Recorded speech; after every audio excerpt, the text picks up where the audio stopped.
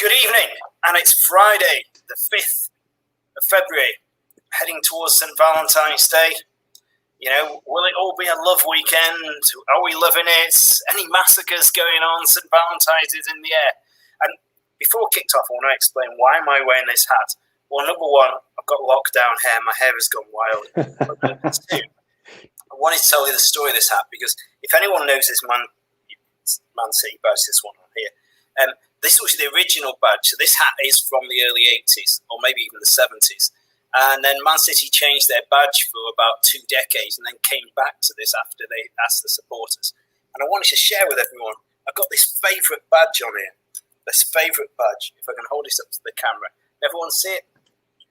This is the Uwe Rosler's granddad bombed Old Trafford badge. For those youngsters out there, in the 1980s, 90s, Man City had this fantastic striker called Uwe Rosler, a German guy.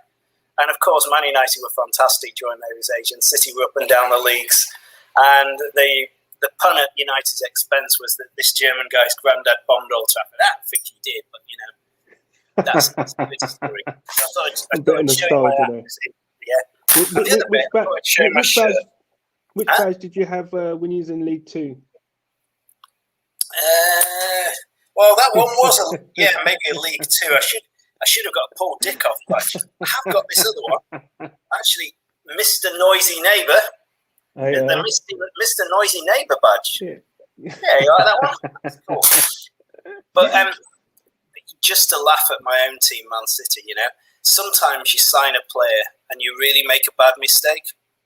And City had all these false dawns in the past, etc. So I thought I'd wear this shirt. I bought this shirt when I thought this player was going to be the main man. Right, let me tell you. Let's see it. Can you see it? See the number 10. Oh, wow, yeah. How many fans bought a bloody Rubinho shirt and they turned out to be the donkey of all time? God, I mean, do you know what? Yeah, he was... I think everywhere he went, really, he kind of promised so much and then failed, basically. He had abundance of skill, but it was only when he wanted to play. He's on a charge for rape at the moment. He's likely to go to prison. It's nuts, isn't it? Then you had the likes of even Ronaldinho being trying to get into other countries without a regular passport. But anyway... And Man City spent all this money on this guy called Joe, I remember at the time was on. He was going to be the great hope. And he was god-awful. He had a first touch that made Benteke and Lukaku look good. Yeah. And, you know, and his second touch was a tackle. Yeah. Anyway, I'm going to stop prattling on. Anyway, Ftbsports, share, like, subscribe. You know, we're growing every week. I think we had 2 or 3 fans watching last week. Actually, it might have been 50 and maybe even 100. So if you enjoy the show and you enjoy the two of us wittering on about the weekend's football, tell your mates, get them in there. The Facebook's funny. Some of the jokes that go up on that site, I'm rolling all over. I can imagine the banter. I can imagine. Trying to explain at home what the joke is. The girl just doesn't get it. She doesn't get it. Anyway, I'm queuing you in. I'm going to shut up. Because you're on in the Jurgen Klopp spot of the week, the Saturday lunchtime. Jurgen don't like that spot, so you got Aston Villa, who I thought were going to go like a train. Maybe their squad's not deep enough. They looked a bit leggy, and Arsenal. Who's turning up for Arsenal this week? The big major talking point for us really is who plays in goal. We haven't really got any fresh injury concerns. Obviously, we're without, David Luiz, which is probably a blessing right now. But the major talking point is who's going to play, in the sticks, basically. Leno's obviously suspended. He's got a red card. Runarsson looks like a rabbit caught in headlights kind of thing. Yeah. Obviously, the game against you guys. Apparently, he deleted his Twitter account after that game. But it was Martinez, wasn't it? You sold to Villa. Yes. And he's going to be the other end. he's going to be laughing. He's going to be going, "Hello." Yeah. Here's what you could have had. Here's what you could have had. Yeah. But I think I've never wanted Matt Ryan to play so badly. Hopefully, fingers crossed, he's fit. And he's literally going to be the first man on that team sheet. That's he'll have to be the first man that on that team sheet. He has to play. Apparently, he trained, which is a good sign. Although I'm not sure how much pain he was in and whether or not they can inject him or with whatever he needs to. What was it? The horse placenta stuff. Do you remember back in the days? I always remember that joke where there was Gaza and all the Spurs team in the changing rooms or whatever at Spurs, and the physio was going around and he was going, "Yeah, I'm going to give you this bandage," and he turns to Huddle and he says, "Oh, I've got a cortisone injection for you," and Gaza goes, "That's not fair. I want a free car as well."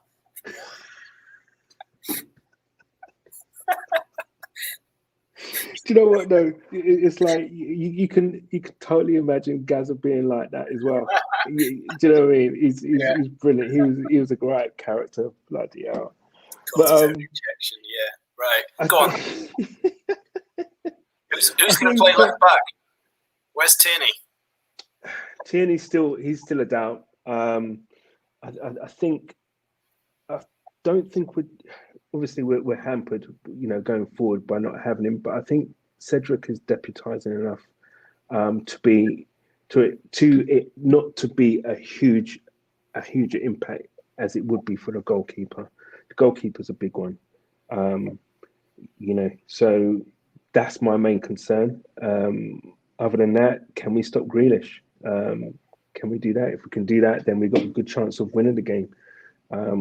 They would likely try and hit Arsenal on the break. That would be their game. Allow us to have that, move the ball sideways and go from one end to the other, one side to the other, etc., etc. But I think there'll be goals, and I think we may get the odd goal, win by the odd goal. I'm quietly confident. There's a few players coming into form. Put your name on it. What's the score? I reckon it's going to be 3-2 Arsenal. 3-2 Arsenal. Yeah. Interesting. I thought bloody Ole Gunnar Solskjaer was a bit cruel when he shouts onto the pitch, attack Cedric, he can't defend. I thought, He's not bad. Solo gets very upset and says he's not animated enough, and I just go, well, what the heck? You shouldn't have signed a Scandinavian manager if you want animation. But at the same time, for a laid-back, cool Scandinavian manager to give Cedric the big one there was, I don't know. I don't think he's bad at all. He's good going forward, but he needs to be going forward from the right. So I'm looking forward to when Tierney's back and benching Bellerin, playing Cedric and Tierney, because they're both good attacking fullbacks. So when that happens, hopefully soon, then I think we'll be in a good place. To be fair, I don't think he's defensive. I don't think he's that frail defensively, to be honest. He can't be any worse than Bellerin defensively. So, yeah, I'm not too. He did okay against Traore, midweek, but that guy's a beast, isn't it? Who can stop him? He even puts grease on his arms. Yeah. I'll tell you what you would say for Cedric, though. If he heard Ole Gunnar Solskjaer, if I'd have been him, I'd have said, so where's your European Champions medal then? Because Cedric will be the only player, probably maybe even in the Premier League. Here's a quiz one. Is he the only player in the Premier League to win a European Champions medal with Portugal? With any club? I'm trying to think of anyone else who might. There must be some Spain guys. Or is there? Yeah. Are there any left from that era? Interesting. Anyway, just a thought. Cedric can tell Ollie to stick it. Where's his, European medal? But there you go. Anyway, moving on. Yeah. What it's worth, I think Arsenal will bounce back. And I thought Villa looked a bit tired. Watkins is a threat.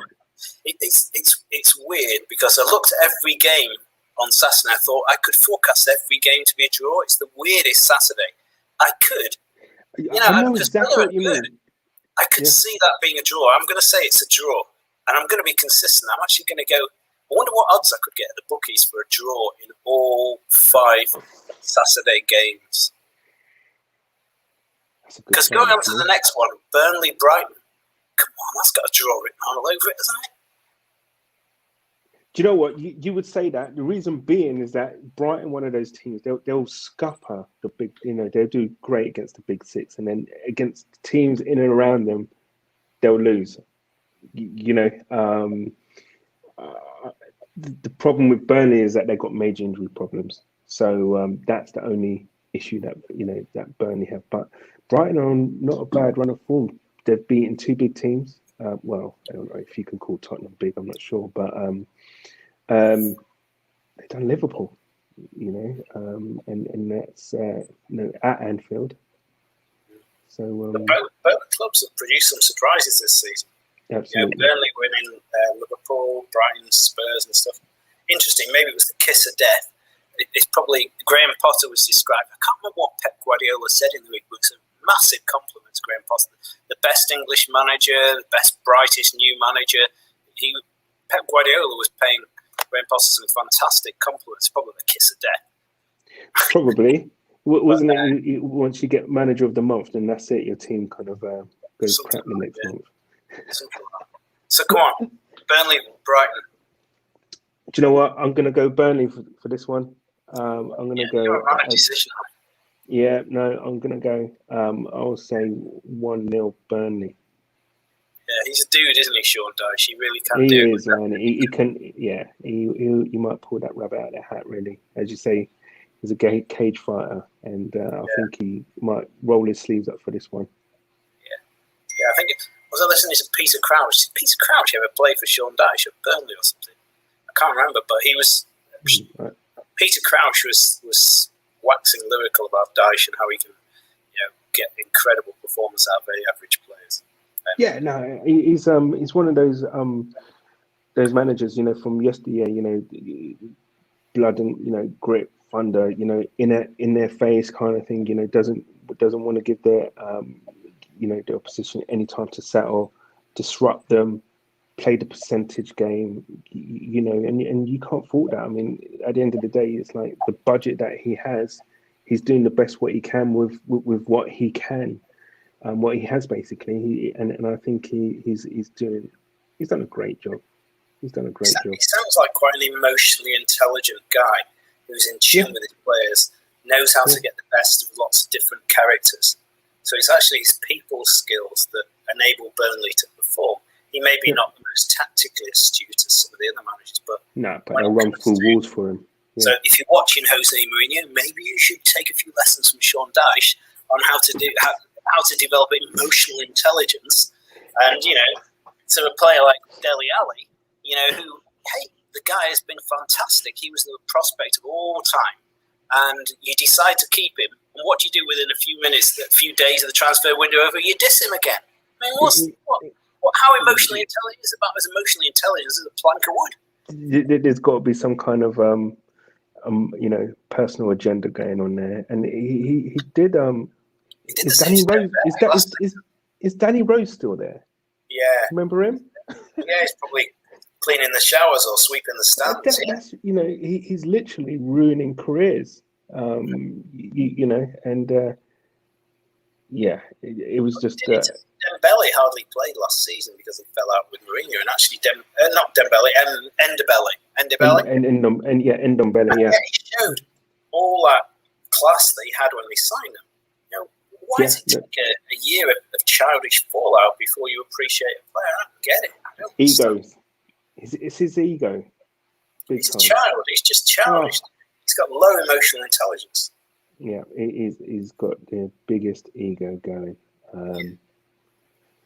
But hey, such is life. Yeah. So you reckon? So what you Burnley said? Got this. Burnley will have this one. Burnley close win. I've gone for both of them as a draw. Let's see. Again, Newcastle, Southampton.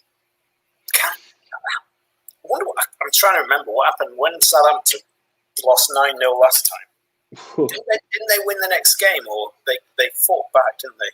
I really felt for them. I felt for them. You know, you're at United, you get an absolute novice, because they had 3 academy players in that team. You get an absolute novice sold out early. Imagine I can't remember how old he was, 19, 20, whatever. I know. Your first Premier League start, you're at Old Trafford, you're excited, you probably haven't slept the night before. Probably slipped. It's your first moment on the pitch, the player might go past you, and you get all overexcited and miss time you tackle. Life's shit, isn't it, sometimes? Then you let your whole team down. That poor lad, I felt for him. I really felt for him. I know. But you know what? He won't be doing that again. I tell you. No, you're right. But that's why. It's a steep learning curve. You know, it takes ages to bring on a Premier League player. Just like Pep's done with Phil Foden, it takes a long time to get that maturity into a player. Touching on Foden, I think anywhere else he would have been playing regular before now. But would that have been the best thing to do? Hindsight's a wonderful thing at the end of the day. I think right now, he's progressing brilliantly. However, I do believe he could have been, he could have had a few more games under his belt, with Foden. I believe, personally, I think he's a talent. No shadow of a doubt. But I didn't who are we to argue with Pep? Grealish in midfield for England. Euros. God blimey! Could you imagine? I mean, even was it last year the under-21 Euros? He was quality. He was head and shoulders above everyone else, for England, under-21s, etc. So he's a brilliant talent. Could have been playing earlier. I believe he could have been and should have been. But who are we to go against Pep really at the end of the day? I mean, with all everything, the players that he's brought through and the trophies that he's won, and he's got that City machine purring again, isn't he? But I didn't see it just before the Chelsea game, and even Pep said he thought he was pushing himself for a UEFA place. He didn't think he'd make the Champions League, so no, even Pep did. No. According to that great philosopher of our time, Jurgen Klopp, he says it's because Man City had a 2-week break because of COVID, and that's the only reason that Man City have turned it around. But I mean, who are we to argue with Jurgen Klopp? I mean, he's a genius. He's a master, isn't he? Do you know what? He's starting to buckle a bit. This is, he's starting to crack. You're starting to see little things now. That little chink in his armory. The arguments he's having. The one where he had with Sean Dyche. You see that for the tunnel. And Sean Dyche looking at him as if to say, "Shut up and go away." He's like he's starting to rant now for no reason. And now what he's just come out with the rant he's having there, little things. Pep. He's showing his true colours, and I mean, last season he was giving it the Billy Big Bollocks all season, wasn't he? With his big dental smile and his glasses and all this stuff, and he was a man of the people and he was singing in pubs and all this sort of stuff. What's it? If all those around you can keep their head without losing yours, etc. That Kipling did. You'll be a man. Well, come on, Jurgen. Sing when you're winning. Dig a little. That's the thing. He's now there's a little bit of pressure on him and the team. Players not performing. There's a little bit of there's a dip. The wheels are starting to come off the the rails a bit. He's starting to lose it. We've got to get back to Newcastle, Southampton, haven't we? Yeah, right.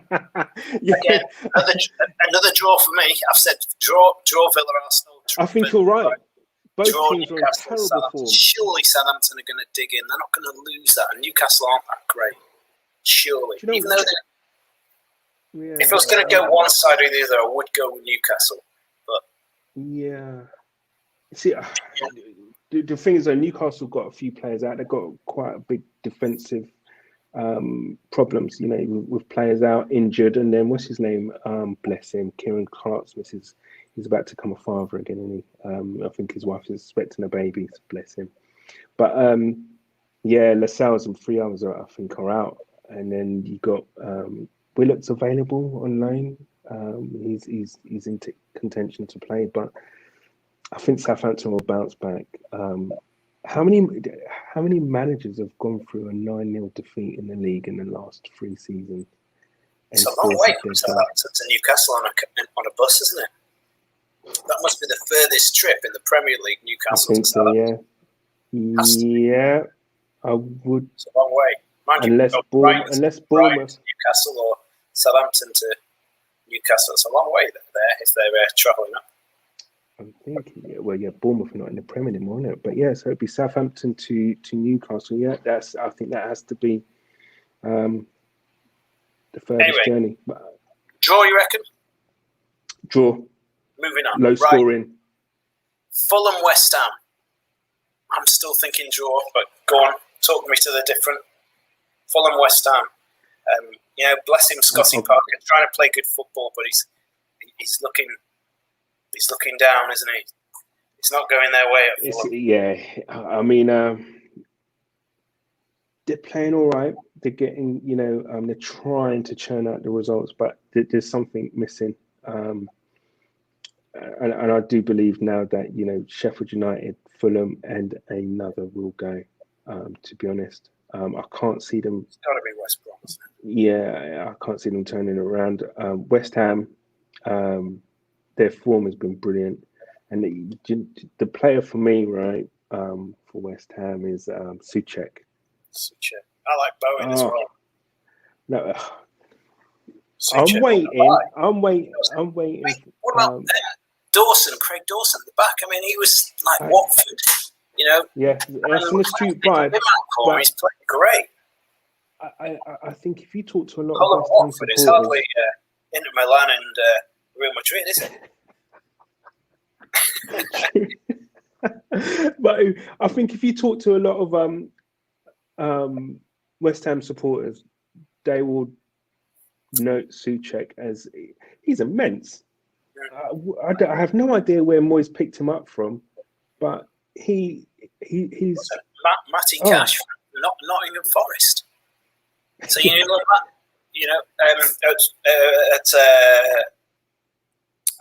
Villa as well. There are bargain players in that. Yeah. Matty Cash there. Or you look at Callum Wilson at Newcastle. He's a great centre. Yeah, Watkins, I think Brentford. There's talent still in the Championship. Absolutely, and I think with Antonio, Mr. Glass hamstrings, if he plays, we know about him already. I'd say last time he reminds me of a poor man's Didier Drogba, yeah, nasty elbows, tough, strong. I just feel that West Ham have got this. They're a unit, actually. They're a unit. So I'm going to go for again by the odd goal, 2-1 or 3-1 West Ham. You might be right. I'm just being pedantic. I'm just going to say draw because I just think there's a chance of 5 draws here. I'm going to get laughed at. I want to see your betting slip. There'll probably be no draws now. But okay, last game again. Saturday night at the movies. We got Man United against Everton. That's a competitive game, isn't it? It's a very competitive game. How do you think it's going to go? Game. I think the earlier game. What you want to watch if you're going to pick a game to watch of that fight? Yeah. I can't see United losing. The best I think Everton can get would be a draw. So I'm going to go for a United win, to be honest. Everton would do well if they get a draw.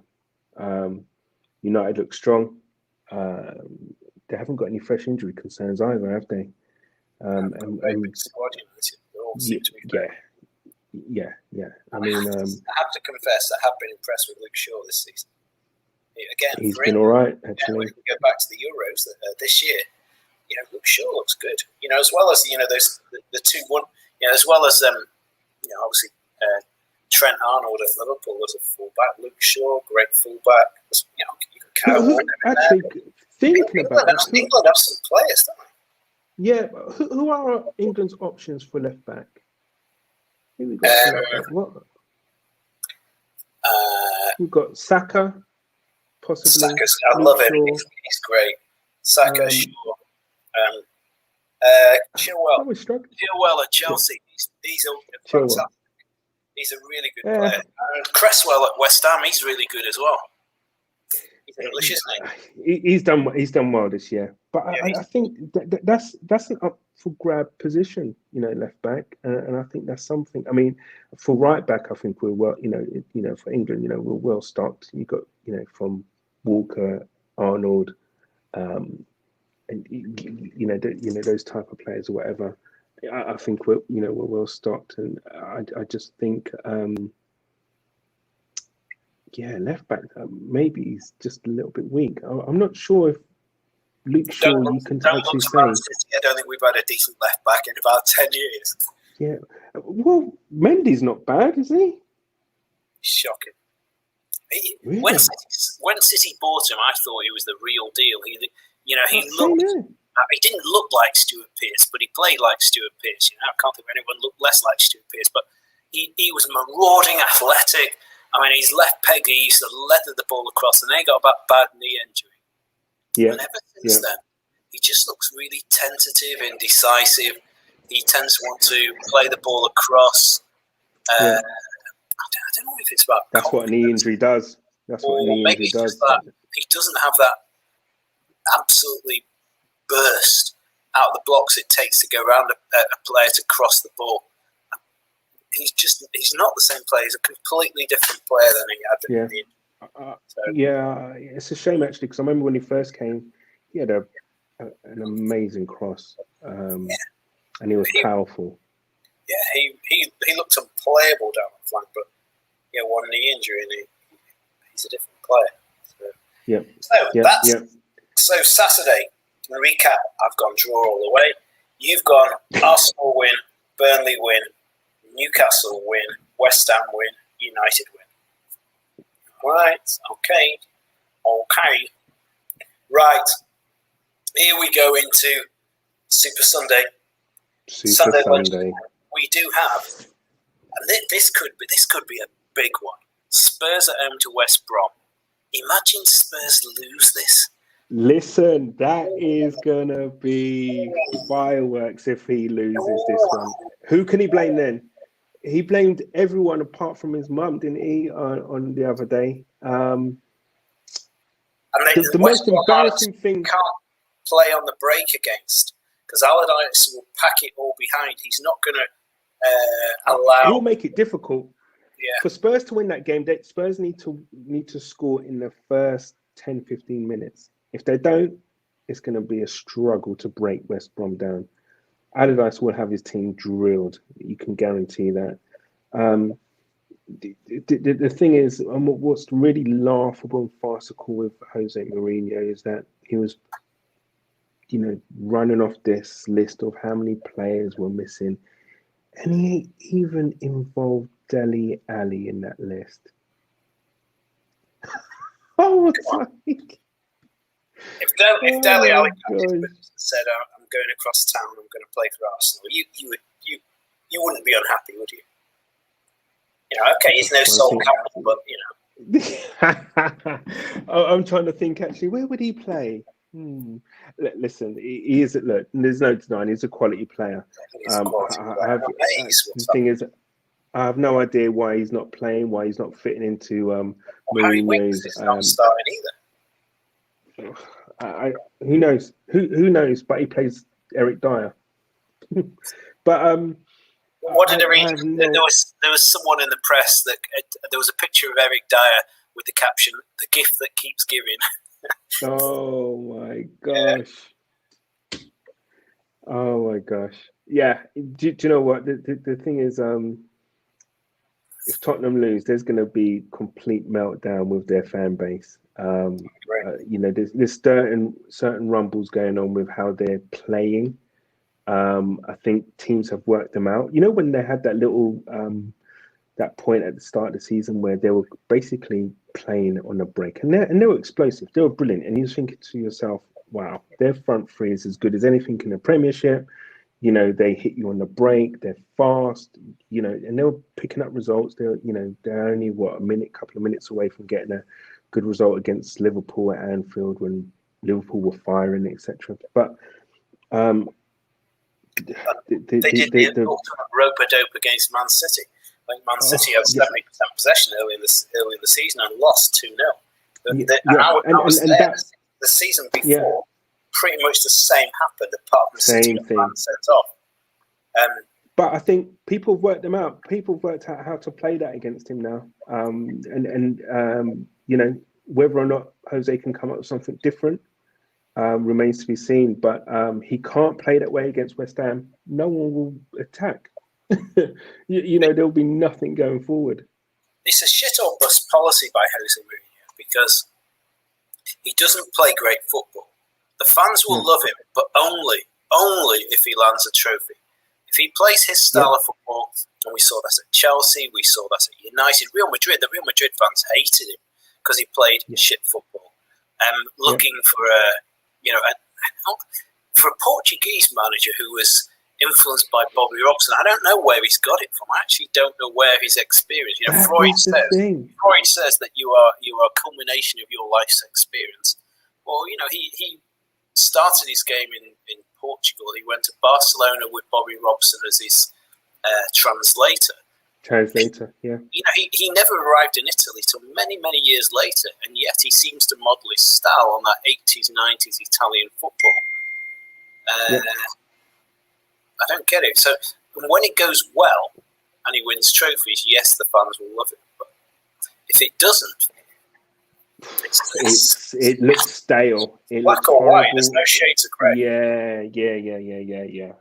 And I think the problem that he has now is that, you know, I think the Spurs faithful are so desperate for a trophy. They think that he can deliver that for them. You know, you got fans saying that, you know, we'll take the Carabao Cup and 10th place or whatever it is. You know, just give us a cup. Just give us a cup, a trophy. But you know, if you lot do them, my grandma, if you give us a trophy.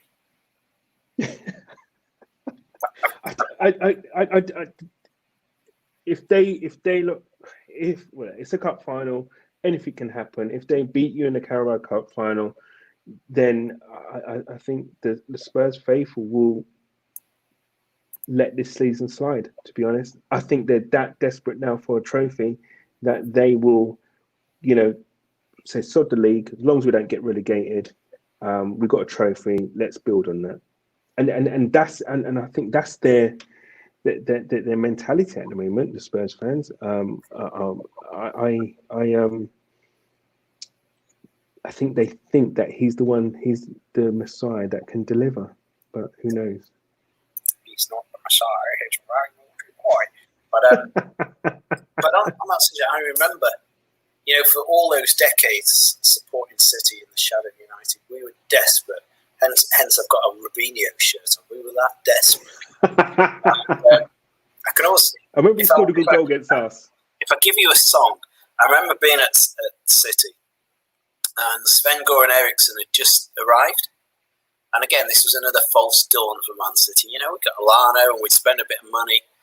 And it was just after the time that he'd had a fling with Ulrika Johnson. Do you remember that? Oh, really? And I stood there, and this chant came from the Man City fans, and they went, Sven, wherever you may be, you are the Lord of Man City, and you can shout my Messi's on our city if you take us all to Wembley. They were that desperate. So maybe that's what the Spurs should be saying, you know? That's brilliant. That's brilliant.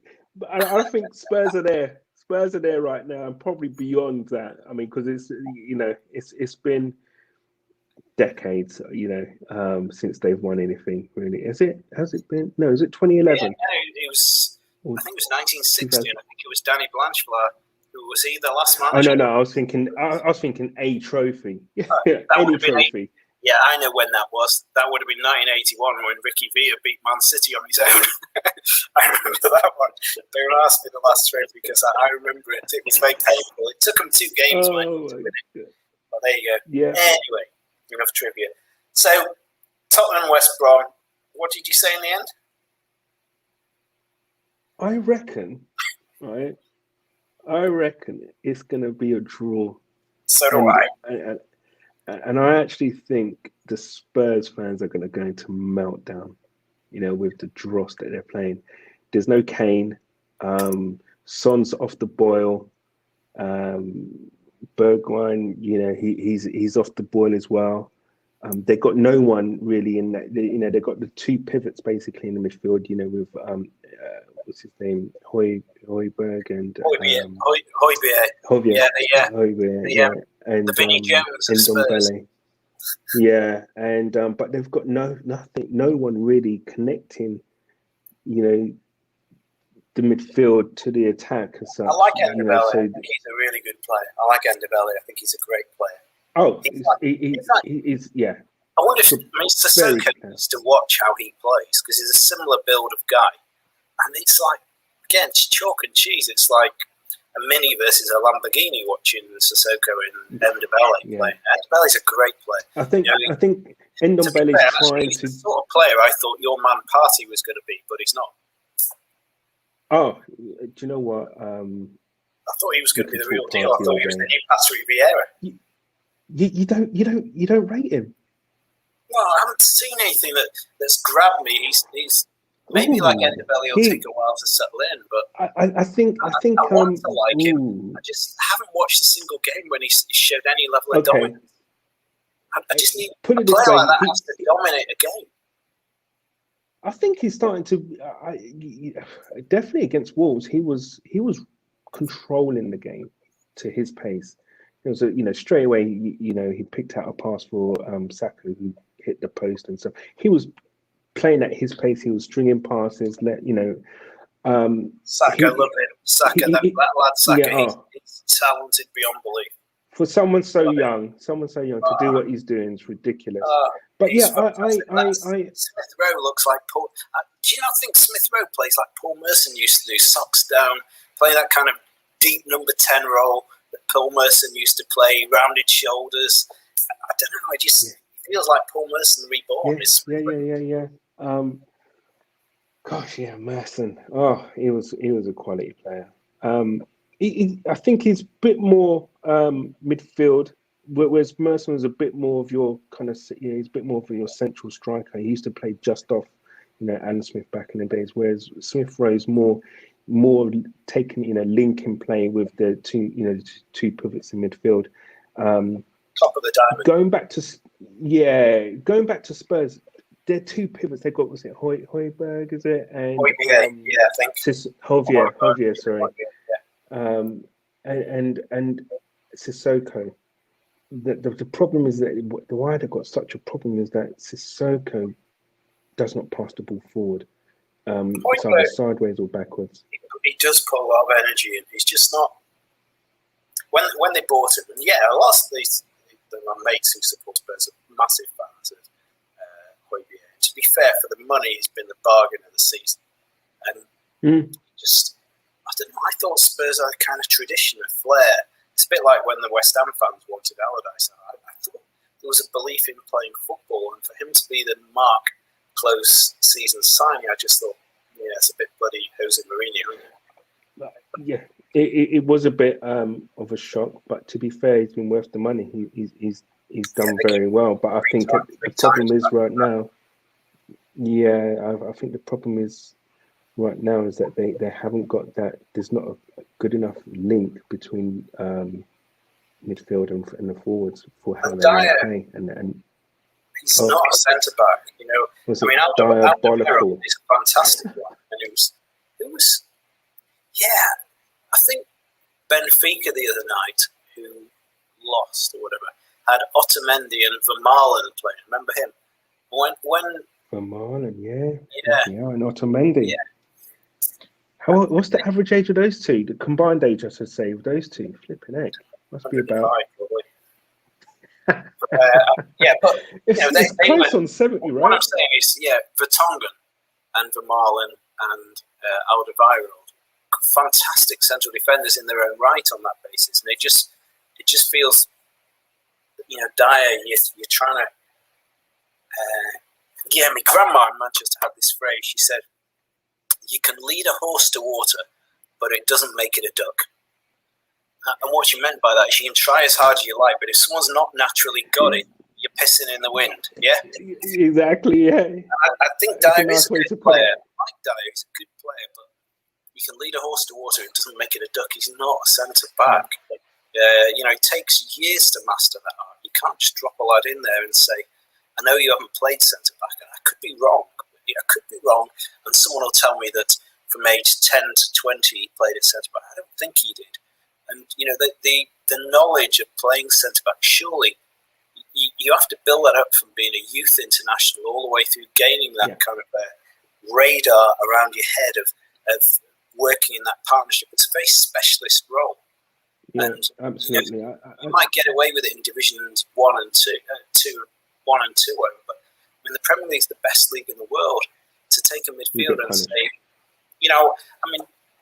I watched Fernandinho have to play that role at City, and my brother and I were, even Fernandinho, and he is quite a few years older than Dyer with tons more game experience. He's wily.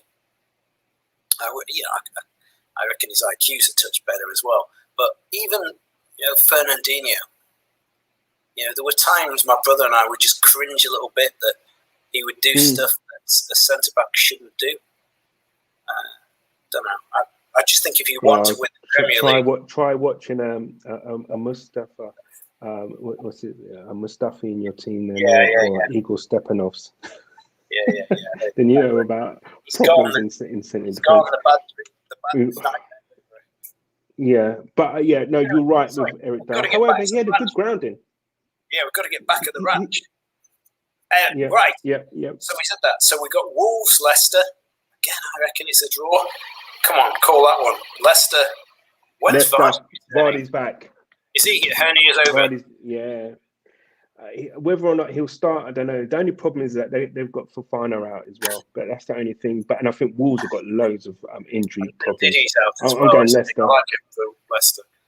Oh, indeed, he's a beast. Yeah, huge player. But Vardy's back. He'll play some part, and he'll probably score the 96th minute winner. Just turning it around a little bit. What do you reckon? I still say draw. 2-1 Leicester. Leicester definitely. Okay, interesting. Right, moving on. Got injuries. Moving on. The biggie, Liverpool, Man City. It's either going to be. Klopp will be that. I always try and imagine what they'll be doing. Talking about on the bus going to the game and all that.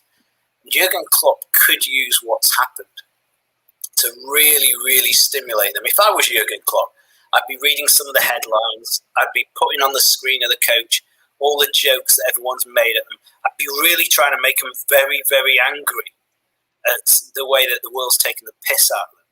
If Jurgen Klopp has used that psychology and really reversed it round with his players and said, you're better than this, that the world's laughing at you, you need to go out there and you need to kick some ass in this game and show them who the champions still are. He could use reverse psychology to get them fired up. Again, last season. I agree with you what you're saying. The season before in that Champions League semi-final when, it was unfair because those bastards told them the route of the Man City bus and the fireworks and all that. I'm never forgiven for that because after Hillsborough and all that, it's the last club in the world. Let it go. But they were out. To be fair to Liverpool, they came out the blocks and they battered City like I've never seen a team batter City. There was a fire. There was an energy like I've never seen in a team. That's a European night at Anfield. It's always like that. A European night at Anfield. Yeah. That level of angst and anger and passion again. Bearing in mind what's happening. Do you know what? I agree with you. I think the mindset of both set of players is going to be a massive factor in this game. You could argue Man City, they're probably saying, we don't have to win this game. If we draw, we're good. There's still 7 points or whatever it is behind us. And we've got a game in hand. February for City, very difficult February for City. you know, do they go for it? Do we sit back? So City have got kind of like that kind of, you know, if they do win, hey, you're going to be what, 13 points clear if you win your game in hand. The way I see it is that Liverpool have to win. If they want to win this league again, you know, if they want to retain it, Liverpool have to win. Simple. They the way City are going, a dark horse coming in to win this league, because if you look at the games that City have got in February against Liverpool and West Ham, I think Chelsea or Spurs, sorry. You know, if City drop a couple of games, and you know, I know the United fans are going to think, "Oh, they've got," but actually, I think second place flatters them a bit. They're a team. What I've described, I agree with that. They're a work in progress team that probably at this stage of Ollie's development, fourth or fifth would be the work in progress. The fact that they're actually up there battling for the league is almost beyond their development stage at the moment. So United are still a little fragile. Liverpool, we know, with injuries are wobbly. Who's to say there couldn't be a dark horse, a Leicester, a West Ham, a Spurs, who could get their act in? If they win 6 or 7 games on the trot, he could get a dark horse win in this league. I agree with you know, West Ham. I mean, I'm not saying they're in the conversation to win the league, but they've been a dark horse. And who's to say that, you know, they don't pick up points, whatever, quietly along the way, that they don't make a challenge, you know, for Champions League position. And because it's a messed up season this year, you have no idea what's going to happen. I think I heard a stat, basically, this is the only year since 1880 something where the away win is the higher percentage. Obviously, that's because of no fans. No fans, no advantage. Yeah, exactly. That also actually backs up one of Arsene Wenger's comments, and everybody was laughing at him. He says, "I don't care if we're playing at home or away. We're playing the game on grass, and it's the same 11 against 11. We should play exactly the same way." But anyway, that's another show. What a philosopher! What a navel gazer that man was. The other big question I have for City on Sunday is Pep's playing 3 at the back. He put 3 at the back for the second half of the game before Burnley, and then played 3 at the back against Burnley. That's not normal. That's a weird little formation. Now, he's either a tactical genius or he's trying to keep happy 3 very good players. Stones is obviously on form. Diaz is the best central defender in the Premier League. And Laporte, you know, he was one of probably second to Van Dijk last season as the second best centre back in the league last season. That's a solid 3. He wants to keep those 3 guys happy. But the question I would ask is he trying to keep them happy at the expense of the formation he'd rather play? Should his first commitment be what's the right formation, or should his first commitment be who are my best players? Do you know what? I think the way I see it, I'm trying to get into Pep's head there. I think he's kind of worked it out. He knows that those 3 are solid. They're not going to concede any goals. If they do, you know, then the team would have to do something spectacular to score a goal against City. He's played that formation wonderfully till now. If it ain't broke, right, why play 3 centre backs? Yeah. So I think with the 3 centre backs in, they're solid, and I think he's just saying, do you know what? Let's keep this tight, right? The guys going forward are more than good enough to score. They'll score a goal. He's confident that City will score, that the players going forward will score a goal against anyone, and that is his mentality. They ain't going to score. I'm playing these guys at the back, but because I know that we will score, but you won't score against us. And I think that's been his. I believe his. The way he's approaching the game. I know we'll score, but you definitely won't score against us because these guys are playing, at the peak of their game at the minute. They look solid. John Stones is literally Phoenix from the Flames, isn't he? Robertson the way he's come and back Trent, in. Trent Arnold are awesome, and they stretch the game wide. You've got three at the back. It'll be interesting. It will be interesting against probably the two best fullbacks in the league. Is that wise? I think three centre backs against those two marauding warriors. Is that wise? I think the issue will be the inside forwards of Liverpool will be Mane and Salah, and how they disrupt those three at the back. If they, unsettled. I mean, I guess. Listen, you don't play against that front three, every week, do you? So, to be fair, the City defenders, the three, as good as they are, they will be stretched at some points. But do you know what? I can see City scoring, especially with Liverpool's defence and what they can put out there. That's a big weakness, and you've got many players on that City team and the bench who can, hurt Liverpool. City don't have De Bruyne, that's a big loss, and no Aguero, but still they just look like they've got so much, going forward and so many options.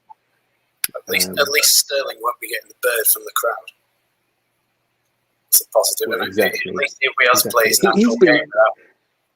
He's been, I do you know what? I utmost respect for Sterling. Right now, he's just been doing his thing. He's churning out those 7, 8s, and 9 performances week in, week out, and he's just going about his business. Not spectacular or anything like that, but he's doing enough in doing what he needs to do, and I like him. I like him. Do you know what? I'm with you. I've got to sit on the fence with this one. I can see the mentality side of Liverpool coming through here, and with Man City thinking to themselves, the only thing is that Man City management, we don't need to win, and that might play into Liverpool's hands. 1-1.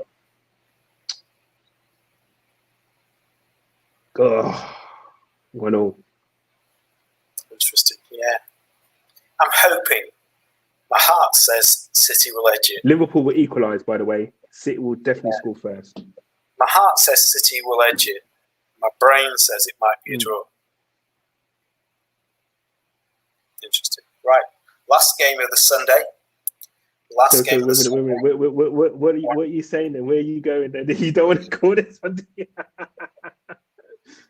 If City are going to win the league, this is the game they need to nick it.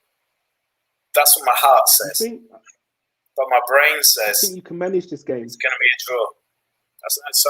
My brain says it's going to be a draw. Liverpool have something to prove. They're wounded. If Klopp, and he is a good manager. He's a very, very good manager. He will be really winding his team up to say, the world's laughing at us. We've been humiliated. Show them what the champions are like. They're wounded. And if they've got Mane back and he's awesome, and they got there's Firmino and the other guy that sounds like Fabinho. He's really good. He's really good. They've got this new guy who's meant to be good. So they've got some new returning. Do you know what? I think it comes down to play midfield properly, shouldn't it? Yeah. But I think it comes down to the player I don't want to see in the park is bloody James Milner, because against someone like City, Milner turns into some Beowulf warrior, who wants to take them all on. In a big game like that, Milner will fight them all. Yeah. I just, the way I see it is that they've won the Champions League, they've won the league in the last 2 seasons. What is their state of mind? You don't have that many teams that win it back to back. The league trophy. It takes a different. Once you've won it, there's always that kind of special. It takes a very special club to win it back to back. Absolutely. I agree. To be honest, and it takes a special bunch of players to do it. you have to keep going. I remember the Wenger teams could never win it back to back. Ferguson's team could, and obviously you guys have done it. But I don't think Liverpool mentally got what it's. Pardon? We've only done it once in the second season. I thought Liverpool were going to win.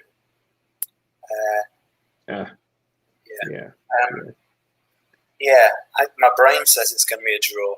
My brain says Klopp will have been really working the psychology of those Liverpool players to say, show the world, don't let them laugh at you again. He'll have been playing the videos, the jokes.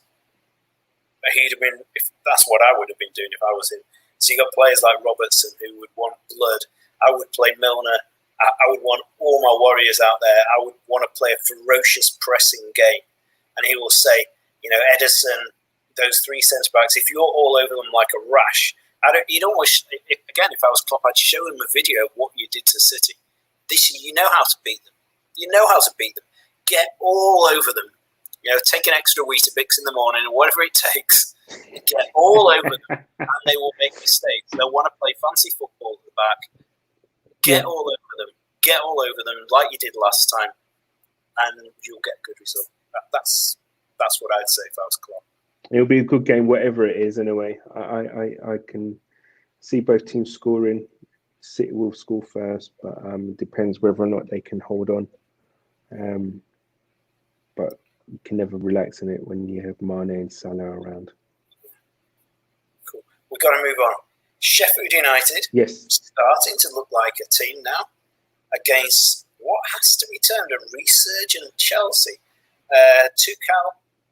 Thomas Tuchel, hey, maybe he's got it. He has hit the deck running. There does seem to be a bit more steel about Chelsea. What do you think? The question is, were Spurs that bad, or were Chelsea that good? I think Solo's joined us to tell us we've got to wrap it up or something. Oh, right. Sorry, guys. Okay. You know what? I didn't even know you were in. Apologies. No. You're always welcome. You're always welcome. Anything you want to say? No, literally, you got... No, crack on, because I'm holding you up then. No problem. Sheffield United, Chelsea, last game of Sunday. Okay, guys, I'm gone. Bye. Sheffield United, Chelsea. Chelsea for that, to be honest. Yeah, 2-0, Chelsea. I think you're right. He seems to have done... there was always the potential at Chelsea. They have got a big squad of wonderful players. If he plays the right buttons, pick the right team. He's doing some good side. I was reading about his conversations. He was really bigging up Mason Mount. Yeah, and we know he's a great talent. He was, for a young player to see the manager in the press really, really injecting belief and faith into him. I thought that was clever. Really clever, good psychology. Yeah. Do you know what? Mason Mount's the type of player for a manager coming into a club like Chelsea. Mason Mount's the perfect type of player that you want, and you want your team to be kind of, not necessarily built around, but you want him in your team, and you want Mason Mount on your side. You want Mason Mount playing. Mason Mount's one of their own at the end of the day. He's come through the ranks. He bleeds, blue Chelsea blood at the end of the day. So it's too right. I thought you were going to say he bleeds rubles and oil wells then for a minute, but keep going. Yeah, the black oil, the black gold. So, Mason, to have Mason Mount there really is a godsend for Tuchel, because at the end of the day, he's a big player for them. He plays and he says and does the right things. He's an England international. What more could Tuchel want really? I think he's clever. He's got to say those things really to get the Chelsea faithful on his side. Tactically, he looks astute.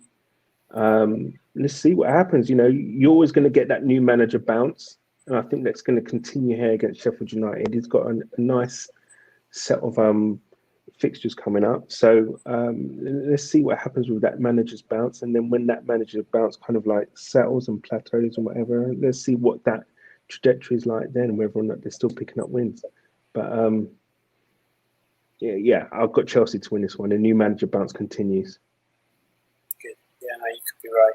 I don't know how to work the banners, but so I'm going to invent some banners. There's a Chelsea fan who's just phoned in and said, "Don't you bloody talk to me about oil wells, you bastard." Oh, get rid of that one. And we got Adam coming on a comment going, "United Everton a draw. What do you know about football, you imbecile?" And he said, "We're going to see those Everton guys off." So yeah, I'm just predicting. I don't know how to work the banners. I'm just imagining this is what's going to come through. Yep. Spurs West. We're going to get some Spurs fans going on. You don't know what you're talking about. Spurs are going to be back. A draw against West Brom. What you been popping? Anyway, I've just invented some banners. That's probably what we're going to say anyway. that sounds like the salty Spurs supporters. Yeah. Definitely. In fact, I'm going to purposely not have banners. You and I, we'll do this show next week and we'll invent the banners. This is what they're probably saying. Perfect. Yeah. Sounds good to me. Right. Okay, we've got the last game. We have. Let me re-explain. Crystal Palace. So I was born in Wythenshawe in the same hospital as Tyson Fury. That's one of my claims to fame. Okay, it was a few decades earlier because he's younger and a lot bigger than me. I was going to say, same around the same time? No, not at all. I supported Manchester City from an early age from being in the playground. Yeah, I did have Bell written on the back of my shirt, and underneath it didn't say end. But I came to London 15 years ago, and I want to thank Ed and Dave and Ali for this. My mate Ed Bain, he said, "I'll come watch Palace," and I loved it. And they had season tickets at the Holmesdale end, and they had a mate who wasn't that keen. And it was like going to the Kippax in the old days. The atmosphere, the ultras were right next to us. The songs, the singing, the raucousness. When you get those manic guys who then run down all the stairs about the referee doing all the wankers signs and all this. It was all there. It was like I died and woken up in 1998. So I love Palace. I love the atmosphere. I love the ground. Brilliant. It's rickety. It's an old ground, isn't it? It's an old First Division ground, isn't it? Neil Morrissey from Men Behaving Badly. Do you remember him? Well, he makes the beer. He's a big Palace fan. And he has the brewery. So you have Palace Ale. It's made by Neil Morrissey. And, you eat pies and burgers, and ale. And it's like the good old days of football. So I love watching Palace. The fans are full of hope, each season. So I enjoy it. So, yeah, it's like having a wife and having a mistress. I have a love for Palace. I have a love for City and maybe I have a lust for Palace. It's one of these kind of... So they got this against Leeds? I never know what Palace team's turning up, to be honest. And then, what do I know?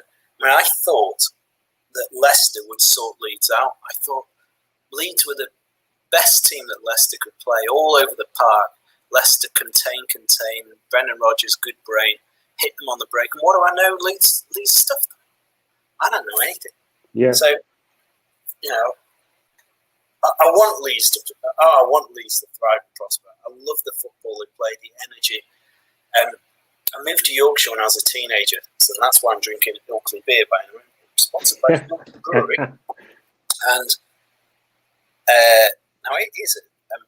When I was, I moved to Ilkley when I was 11 or 12, and with my Man City shirt, I was beaten up in the playground by all the Leeds fans and the Bradford City fans. I was the only kid in the school from Manchester.